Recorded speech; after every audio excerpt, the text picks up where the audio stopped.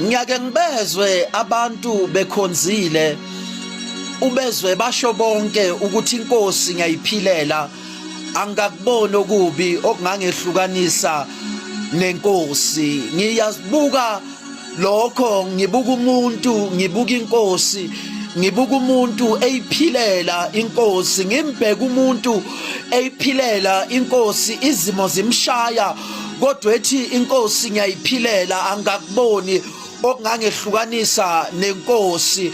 Ngimbuka umuntu ameva emhlaba kodwa athi inkosi yona ngiyayiphilela, angakuboni okungangehlukanisa nenkosi. Ngibona umuntu ehlupheka empilweni kodwa athi noma kunjalo inkosi yona ngiyayiphilela, angakuboni okungangihlukanisa.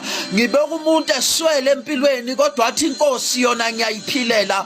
Umuntu angazi nokuthi uzolala edleni kodwa athi inkosi yona ngiyayiphilela. Ngibeka umuntu ehletshwa emphakathini kodwa athi inkosi yona ngiyayiphilela, angakuboni okungangihlukanisa. Umuntu engawuthola umsebenzi lokho ewuqele njalo kodwa athi inkosi yona ngiyayiphilela, angakuboni. Bathi bekuhleba ya uthi kodwa inkosi yona ngiyayiphilela, bathi bekuthuka kodwa uthi inkosi yona ngiyayiphilela. Hawu bafethu, kwathi angisho njalo ukuthi noma izimo zingehla kanjani kodwa inkosi yona ngiyayiphilela, angakuboni okungangihlukanisa nenkosi. Izinto zingenzeka empilweni yakho, abanye zibahambela kahle kodwa uthi anginandaba, kodwa engikwaziyo ukuthi inkosi yona ngiyayiphilela, angakuboni okungangehlukanisa. Zithi intanga zakho ziphumelela kodwa uthi mina noma ngingaphumeleli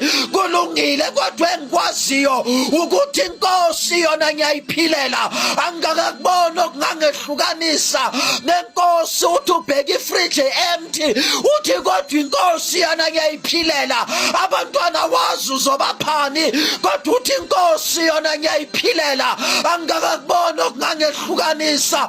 Angazi namhlanje ubhekane nani kodwa mengizosho ukuthi nawe ungasho uthi inkosi yona ngiyayiphilela, inkosi ngiyayiphilela, inkosi ngiyayiphilela.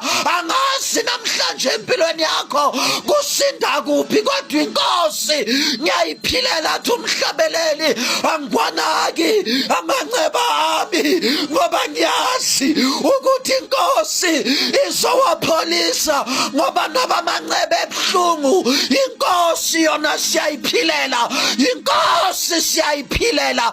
Angazi kunjani empilweni yakho mbuke